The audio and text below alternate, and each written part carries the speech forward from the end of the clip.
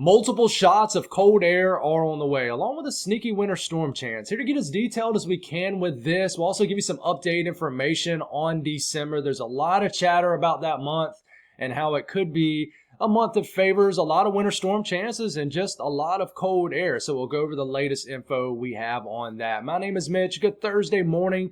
Hope you guys are doing awesome out there. Subscribe if you haven't. Like the video if you like it.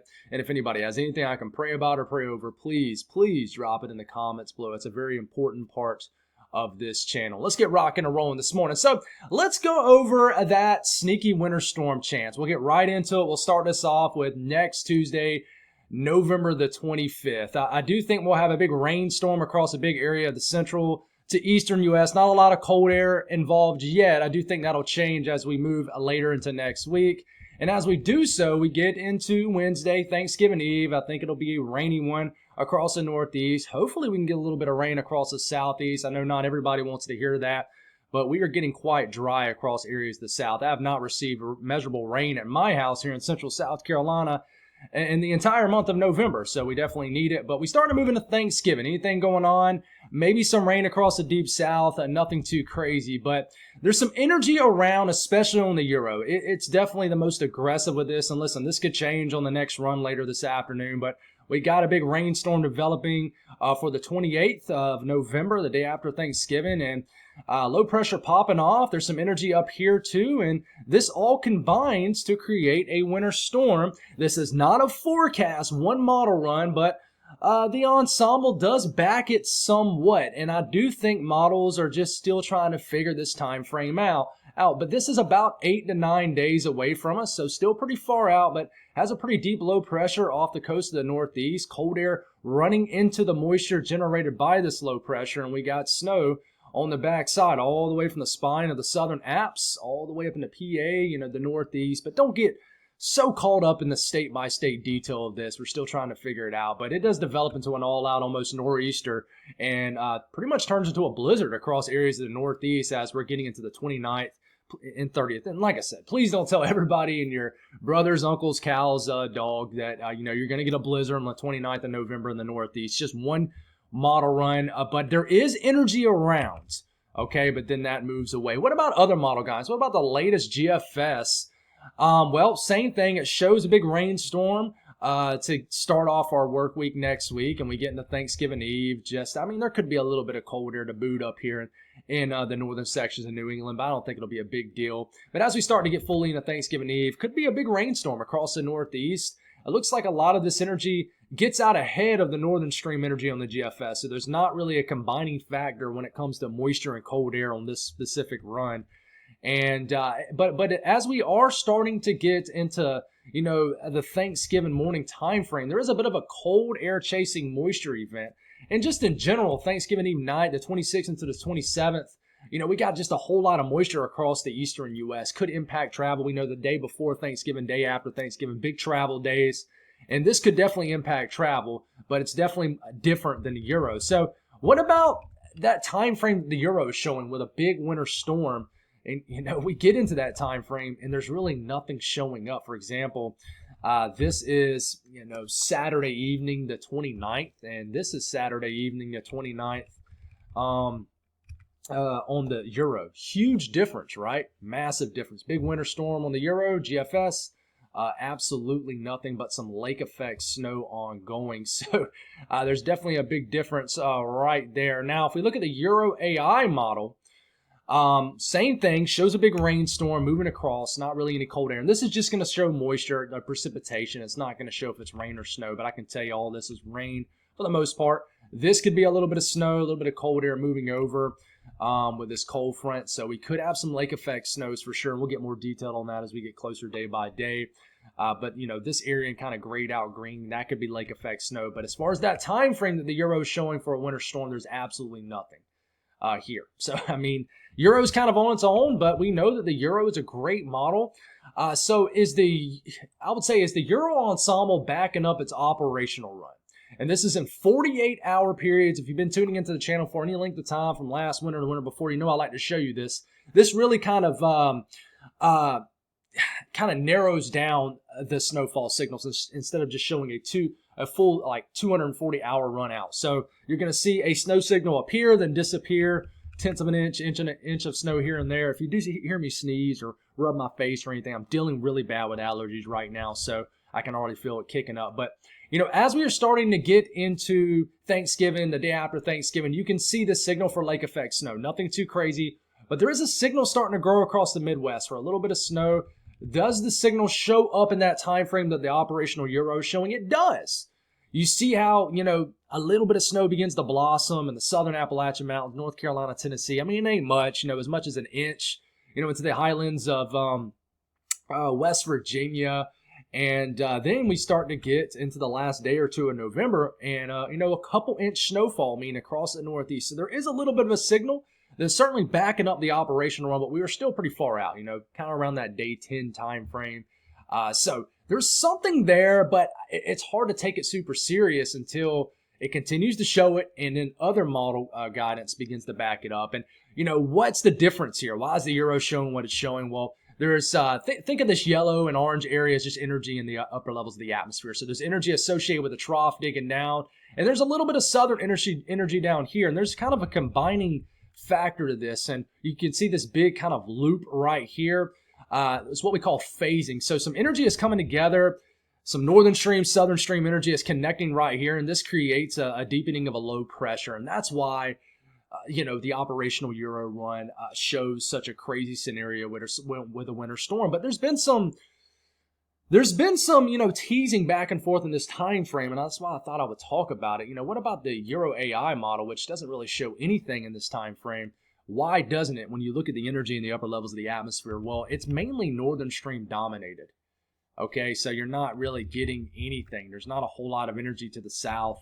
There's some energy that does escape kind of from the southern areas ahead of the main trough, but at that point, the cold air really hasn't worked in, so you're not getting any kind of significant winter weather event. So I think regardless, this is going to bring a shot of cold air, the storm system itself, dipping the trough here, and I think we got colder than average temperatures. We've been trying to sniff out, speaking of sniffing, I'm doing it a lot right now, but we've been sniffing out that first cold front for late next week, into the last week of November for quite some time now. And I really feel like we're locking it in now, and that's backed up by the 8 to 14 day temperature outlook from the Climate Prediction Center, which I'll show you here in a second. But, you see these areas in blue and green, it's anywhere from a few degrees below average to as much as 15 degrees below average. So if your average high is like 60 degrees, in the south or something, then you might have a day or two with highs maybe in like the 40s, low 50s. So some chilly days coming up, nothing too crazy, for late November standards, but certainly a chilly winter-like day over fall, which we're still technically in right now. So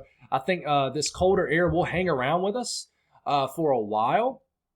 And then I do think a change occurs. I think, this is getting into 30th. We're still dealing with slightly below average temperatures, indicated in the blue. This is colder than average anomalies. But you see this green appear in the middle of the country. We've been talking about this too. The potential for an Arctic outbreak is there. I think it's dropped off since yesterday, but this is very cold temperatures.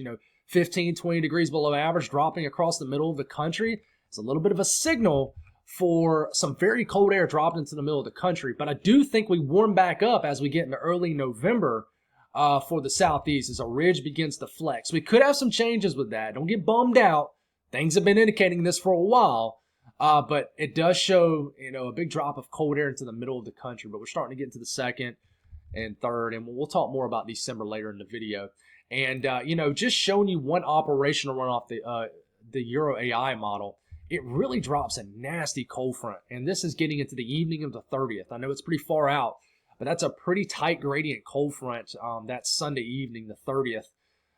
Pretty wild stuff, sub-freezing temperatures in the panhandle of Texas, and we got 80s down near Brownsville, which, it seems like this happens in Texas, a couple times a year. It's nothing totally unusual, but it's always a shock to your system, right? So this is a big Arctic front, and I think this has the possibility of happening based off what we're seeing, especially with a lot of high latitude blocking over the Arctic region that will have a chance to dislodge a lot of cold air. And listen, all this is backed up by the 8 to 14 day temperature outlook. If you've been watching my stuff, and probably others too, we've been speaking on trying to narrow down that first cold front, and then now we got to figure out that second cold front.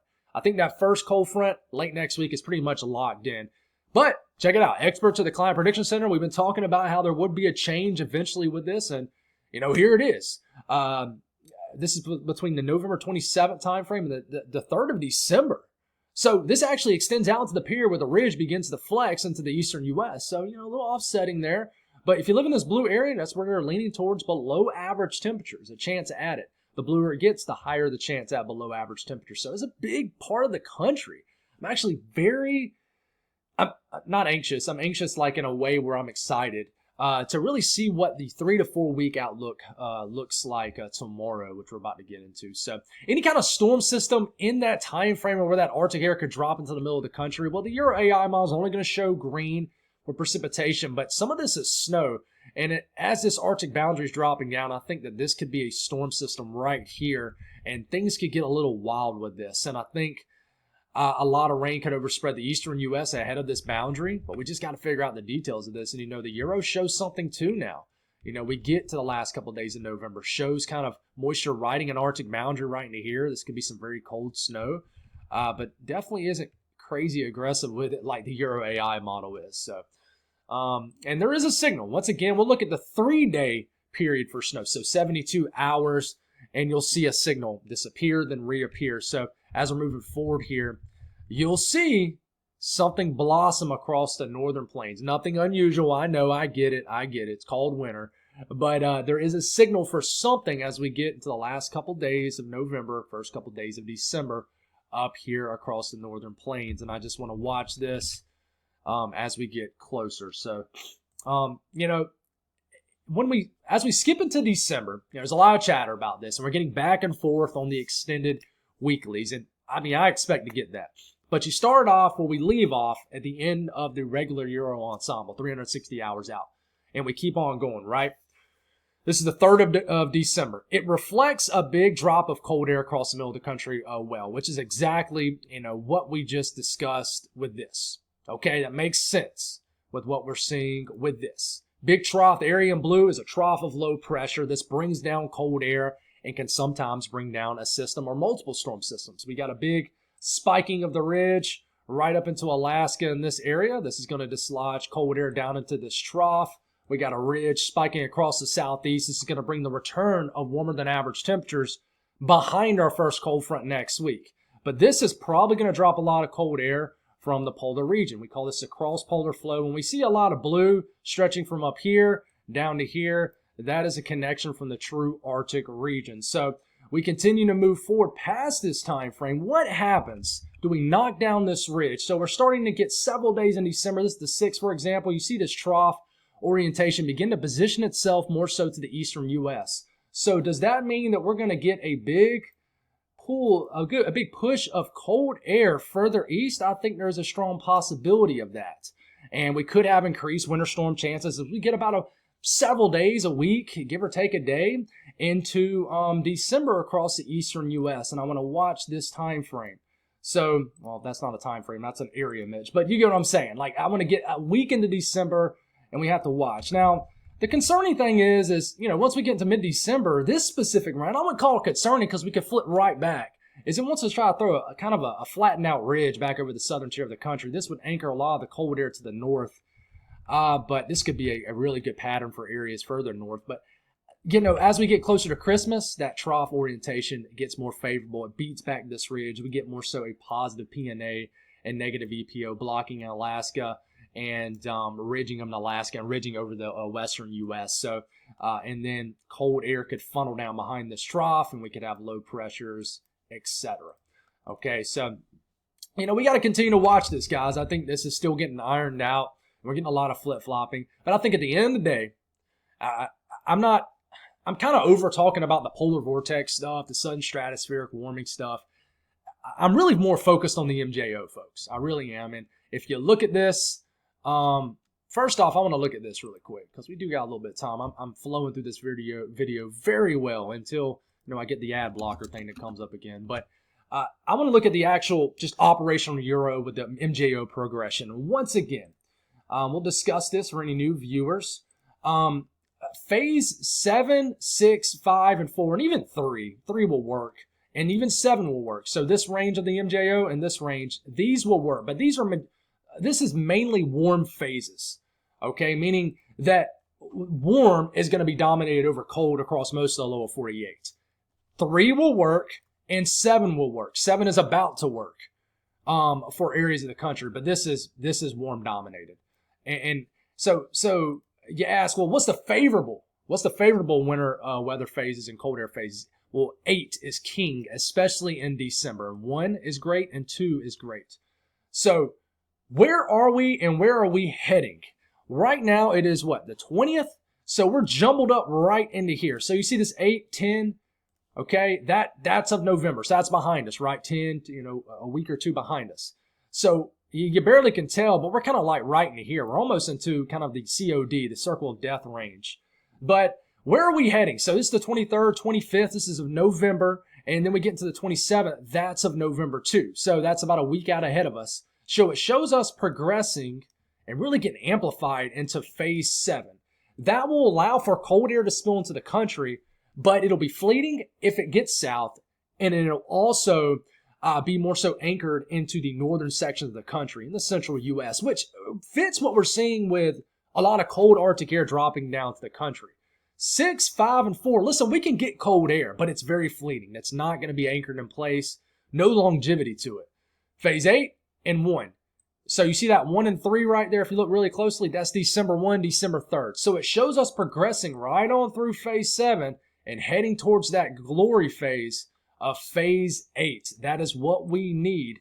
And if you look at the extended version of the Euro here, it shows us eventually getting into 8 as we get to about the middle portion of the month. So how is this all backed up?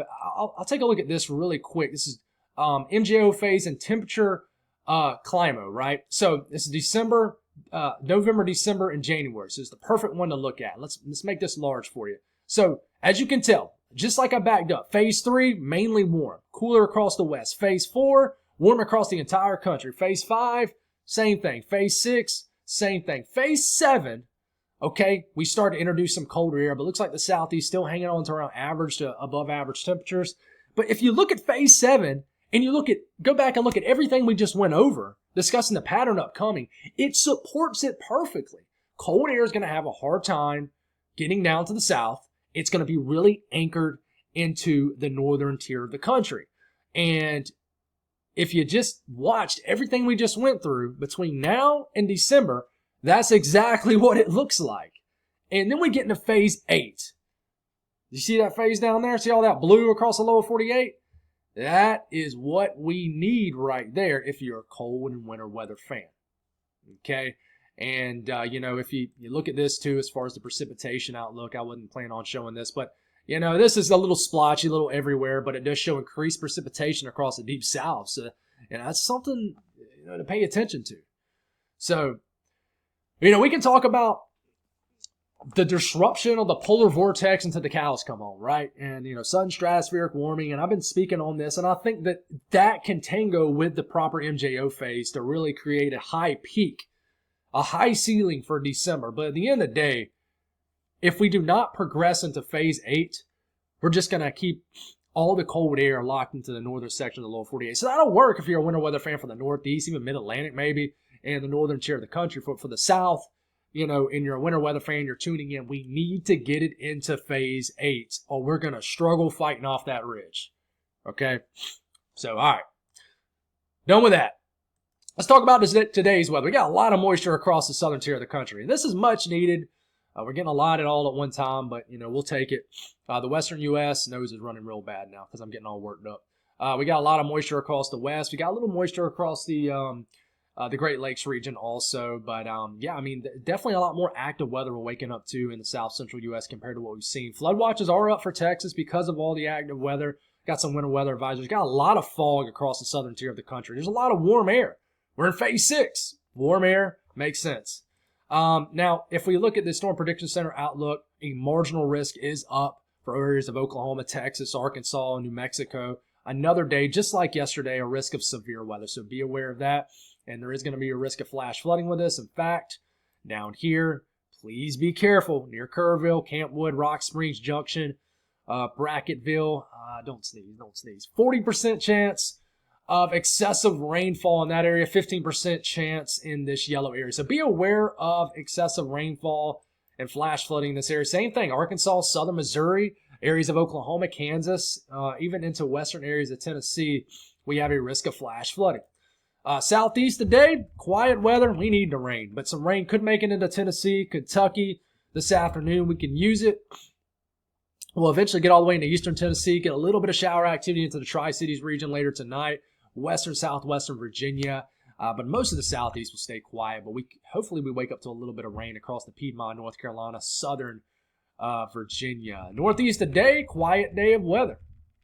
Nothing to speak on, but as we're waking up tomorrow morning, maybe some festive flurries up here in the favorite areas of northern Vermont, New Hampshire, and the Adirondacks.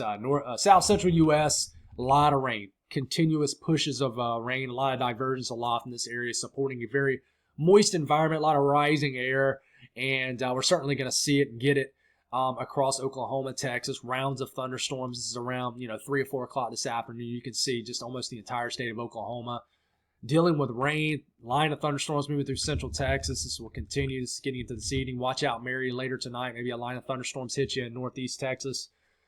She's a loyal follower here on the channel. But yeah, just continuous active feeds of moisture in this area. North central U.S., a lot of warm air, no snow. In fact, we can get some rain showers later this evening across the UP. Some rain. We'll try to get it all the way into southern Illinois, Oklahoma, Missouri, southern Nebraska later tomorrow morning. Western U.S., moisture continues to funnel into the southwest later this evening. We got a lot of moisture across California. Higher elevation snow, but still not a lot of cold air to work with, guys. Temperatures, speaking of cold, warm air, northeast still locked into winter. Southern tier of the country, warm. And there's a gradient in between temperatures across the west. This is what we're looking at. It's cooling on down, but still, for the most part, not cold enough for any kind of significant snow in the lower elevation. So let's make this our timestamp. This will make some people in the Northeast happy. This makes some people upset if you're not a winter weather fan. But we're going to do a Bible devotion real quick, and then we're going to wrap this up. And I'm going to say a couple words about something that happened yesterday. But Psalm chapter 119, verse 50. And I'm actually going to do 49 and 50. So remember your word to your servant. You have given me hope through it. This is my comfort in my affliction. Your promise has given me life. So I said we should find hope in the promise of God and comfort in His word during adversity. God's word is a source of strength during difficult times. The promises of God in the word should give us strength to be resilient through tough times. And I put God won't put you through anything that He won't see you out of. It might seem like you can't get out of it, guys, but He's going to get you out of it. Sometimes He lets you sit in that valley, which I'll mention. Says sometimes you're called to go through that valley. Sometimes you aren't. But through His guidance, His greater purpose in it all will be realized if you trust Him. And sometimes, guys, that greater purpose is just growth. Is growth. I say this a lot. Growth is in the grind, right? So that's why during suffering, we should find comfort because we know God has our back. And I'm just going to leave it at that. It just goes back to, and listen, I'm speaking on as always, I'm speaking to myself here. And, it's important to really talk to God when you're going through tough times. And that quiet time is huge. I can tell you, one of my favorite times to talk to God is when in my 8-minute drive from my house to Planet Fitness at about, 4:10 in the morning to about 4:20. I mean, it just feels like the world is quiet. And my mind is just free in the best way possible. So I can just talk to God. I feel like He's right in the passenger seat right beside me. But hey, guys, I'm going to say this really quick. You guys, if you didn't see it, check out the community post from yesterday evening. AI is going crazy, guys. And there's a channel out there that's not only taking my content, but he's taking Gerald, GM Weather's content. Great YouTube channel. It's getting big out there in the weather world. And I think he's doing it to others too, but I didn't really bother even looking and comparing and all that. But basically what he's doing is he's taking everything, like all the information I just went over. He'll probably do this video too. And he's doing AI voiceover of the words I am actually saying. There's a little bit of editing done with it, a little bit of twisting of words. But he's basically, whoever it is, he or she is stealing content through AI. And it's wild. The one video he did of mine, he might have done more too. I didn't look. It actually got 3 times as more views as my original video. Ain't that some stuff? It just goes back to that algorithm thing I talked to you guys about. So if you could do me a favor, if you have the time, I know it can get a little, difficult sometimes. Go to that channel. It's in the community tab. Maybe I'll post it in the comments below. Report the channel for impersonation, and it's going to ask you what channel is it impersonating, and literally go to my homepage on my YouTube and click on the link, and then drop the link to my channel in there, because he's doing it to my channel. You can do it. You can use it with Gerald's, whatever. But we got it. It's going to be a tough fight. I think we're going to deal with this until the end of times. I mean, AI is cool in certain ways, but yeah. So I'm not even really upset about it, because, I know God's got my back, got our back. We're family here. That's all I got. I got to get out of here. Love you guys. Have a wonderful day. We'll do it again tomorrow morning. God bless.